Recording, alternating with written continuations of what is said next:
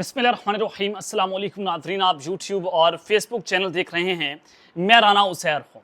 नाज़रीन, एक बहुत बड़ी ब्रेकिंग न्यूज़ जिसको पाकिस्तानी मीडिया इस वक्त रिपोर्ट नहीं कर रहा, और ये एक बड़ा ख़तरनाक किस्म का दावा इमरान अहमद खान न्याजी कैदी नंबर 804 की जानिब से कर दिया गया है, और ये पाकिस्तानी सियासत में एक बहुत बड़ा धमाका है, अब तक का सबसे बड़ा धमाका। अगर आप इसको कहें तो कहना गलत नहीं होगा कि इमरान खान और आर्मी चीफ की लव स्टोरी में एक तहलका खेज मोड़ आया है, जिसके बाद ये मैच जो है वो बुरी तरह से फंस चुका है। ये खबर क्या है कि इमरान खान और जनरल आसिम मुनीर की जो डील है वो टूट चुकी है। इमरान खान ने दावा क्यों किया, ये कौन सी डील हुई थी, डील कैसे हुई थी, इमरान खान और आर्मी चीफ की क्या मुलाकात हुई थी जिसमें सारा कुछ तय हुआ था, तमाम तर डिटेल्स आपके सामने आज के इस वीडियो में बमा हकाइक और बमा सबूत रखूंगा, क्योंकि बहुत से लोग ये कहते हैं कि आप सोर्सेज नहीं बताते, तो आज आपके सामने सोर्स भी रखा जाएगा कि खबर जो है वो इस कहां से लीक हुई है।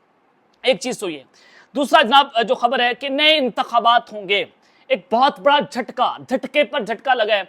शहबाज हुकूमत चंद दिनों की मेहमान, नए इंतखाबात का ऐलान। ये मामला क्या है, इस हवाले से कुछ आम तरीन तफसीलात आपके सामने रखनी है। फिर जनरल साहब को ही तौहीन अदालत का नोटिस जारी कर दिया गया है। एक जनरल, फौजी जनरल को तौहीन अदालत का नोटिस होना, ये मामला क्या बना। जस्टिस बाबर सत्तार साहब ने छुट्टी के दिन जो है वो बाजी पलट के रख दी है। उस हवाले से कुछ इंपॉर्टेंट डिटेल्स आपको सामने रखनी है। लेकिन अगर आपने चैनल को सब्सक्राइब नहीं किया, चैनल को सब्सक्राइब कर लें, बेल आइकन को दबा दें, आने वाली तमाम तरह अपडेट्स आपकी खिदमत में बर वक्त पेश होती रहें। नाज़रीन, एक IMF का बजट मंजूर हुआ, और आप सबको पता है कि IMF के बजट के बाद जो इस वक्त 1 जुलाई से महंगाई की एक ऐसी लहर आने जा रही है, यकीन करें आपके हाथ में कुछ नहीं रहेगा। ये मैं कोई सनसनी नहीं फैला रहा, मैं आपको बड़ा कैटेगोरिकली बता रहा हूँ। आप देखेंगे कि IMF के बजट के मंजूर होने के बाद 1 जुलाई से गैस, बिजली, पानी, जनाब हर तरह से हर चीज़ आपको महंगी मिलेगी, और पाकिस्तान की तारीख में सबसे बदतरीन दौर का आगाज हुआ है कि शहबाज हुकूमत का दौर है। तो जनाब अब जो ताजिर हैं उन्होंने हड़ताल का ऐलान कर दिया, एहतजाज की कॉल दी, और पाकिस्तान तहरीक इंसाफ की जानिब से ताजिर बरादरी कल के एहतजाज की मुकम्मल हिमायत का ऐलान कर दिया गया है। आल पाकिस्तान अंजुमन ताजरान की जानिब से हुकूमत के बजट और मुआशी पॉलिसियों के फैसलों के खिलाफ एहतजाज के मामले पर पाकिस्तान तहरीक इंसाफ ने ताजिर बरादरी के कल एहतजाज की मुकम्मल हिमायत की है, और पार्टी ने कारकुनान और जिम्मेदारान को मुल्क गिर सतह पर ताजिर बरादरी के एहतजाज में भरपूर शिरकत करने की हिदायत भी जारी कर दी है। इस हवाले से PTI के तर्जुमान ने कहा कि मैंडेट चोर सरकार ने रबड़ स्टैंप और गैर नुमाइंदा ऐवान से तारीख का 32 सालाना बजट मंजूर करवाया है, और मैंडेट चोर सरकार का बजट अवाम, किसान और ताजरों समेत तमाम शोबाए जिंदगी की मौशत के लिए मौत का परवाना और तबाहल मईशत की मुकम्मल बर्बादी का नुक्सा है। बिजली के नाकाबिले बर्दाश्त बिलों के बाद बजट के नतीजे में आमदन और कुव्वत खरीद में संगीन कमी अवाम की जान निकाल देगी, और भूख अफलास सरकारी पनाह में नाचेंगी। ये जनाब पाकिस्तान तहरीक इंसाफ ने अपना रद्द-ए-अमल जो है वो उसके ऊपर जारी कर दिया, और कल हड़ताल एहतजाज है मुल्क भर में। अंजुमन ताजरान की जानिब से PTI ने उनकी हिमायत जो है वो कर दी है। अब दूसरी जानिब जनाब पाकिस्तान तहरीक इंसाफ में एक फॉरवर्ड ब्लॉक की बात हो रही है।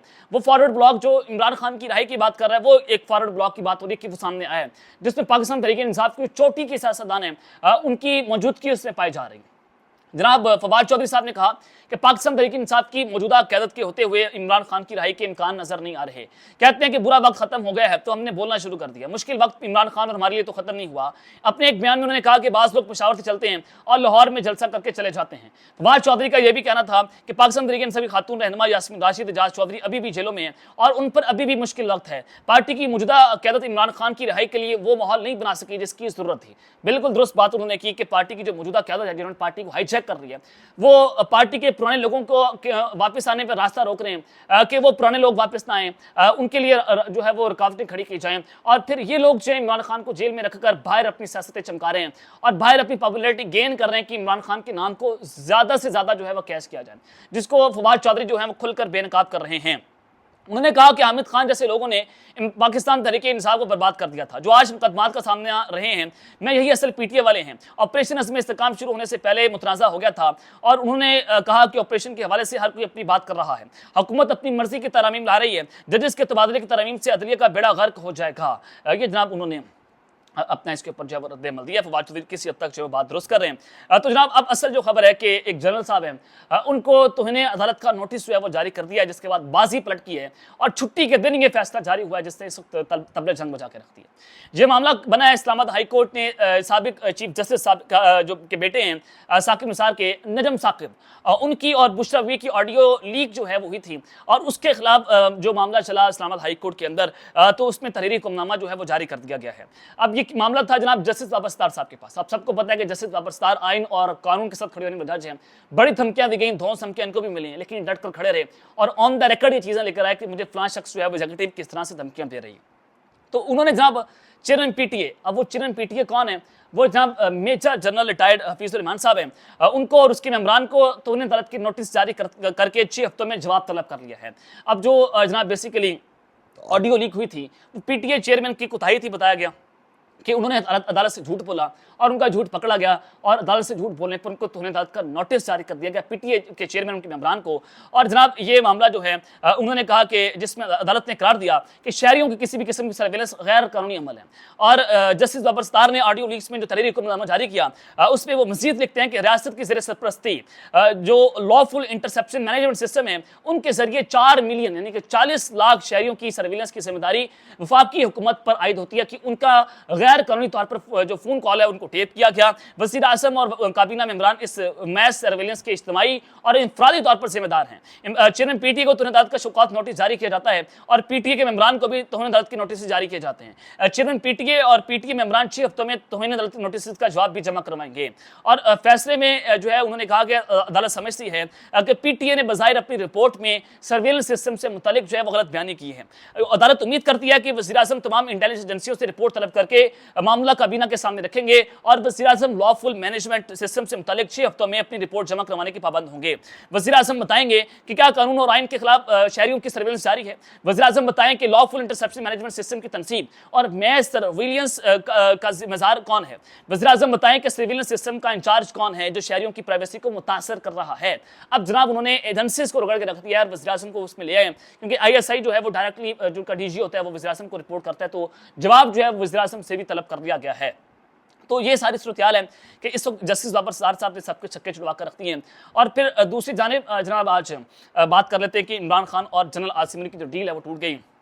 कप्तान ने इस वक्त बहुत बड़ा धमाका कर दिया है और नए इंतखाबात की बाजी जो पलटी है कि नए इंतखाबात होंगे, ये मामला क्या बना। ये आपके सामने मैं लव स्टोरी के अंदर जो निहायत तहलका केस मोड़ आया वो आपके सामने मैं हुबहू स्टोरी रख सकता हूँ जो इस वक्त शाया की गई है।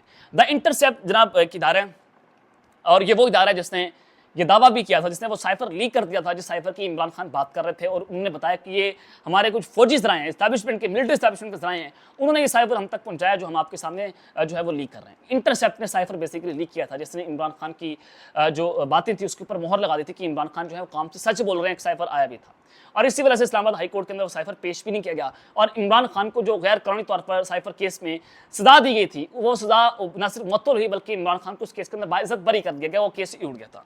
अब जनाब उसी इदारे ने एक और स्टोरी जो है वो शाया कर दिया, द इंटरसेप्ट ने ये स्टोरी जो है वो शाया की है जिसमें जनाब उन्होंने दावा किया कि इमरान खान के जो करीबी साथी हमारे उनके साथ बात हुई है।